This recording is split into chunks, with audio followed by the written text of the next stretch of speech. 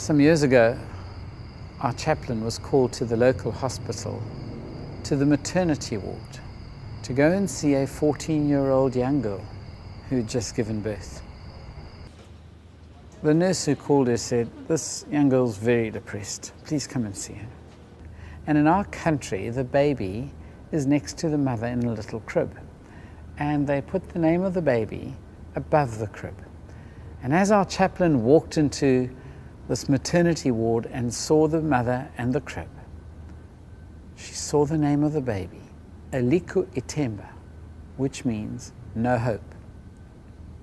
Now, can you imagine calling your child no hope?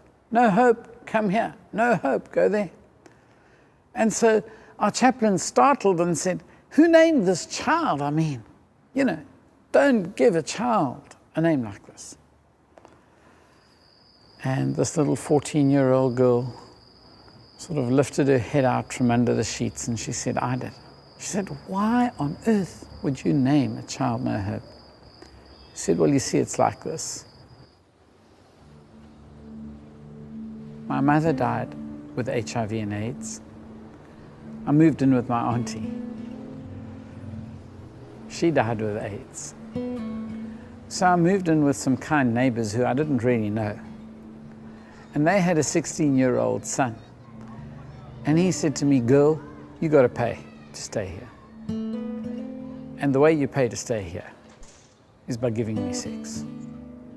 Well, soon, she said, I found I was pregnant and found out I was HIV positive. When I told him, he said, 'Girl, get out of this house. You've brought HIV into this house. We don't want to know you.' And so a very kind neighbor a little further down the street took me in. But she literally had one room which had a double bed in it. And she is a single mom with 2 children. And so she said to me, 'You can stay here until your baby is born. But then 5 of us can't share a double bed. And so you'll need to go somewhere else when your baby is born.' She said, 'Yesterday I came into this hospital. I gave birth to my baby. And in an extremely rare condition, the baby came out of the womb in an advanced stage of AIDS.' So she said, 'I have nowhere to go tomorrow when they discharge me. I've got AIDS, and now my baby has got AIDS. You want to know why I called my baby No Hope? That's why.' Well, our chaplain got hold of me a few minutes later after she left the hospital, got onto the phone. We found a place for her to stay in the church because people had learned this is our God-given opportunity and responsibility. And soon we had Tameka in one of our workshops producing jewelry. Soon she had the dignity of earning an income and being able to rent her own little shanty.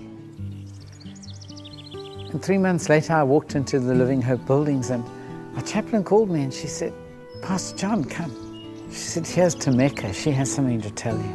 And Tameka said, "You people have shown me Jesus.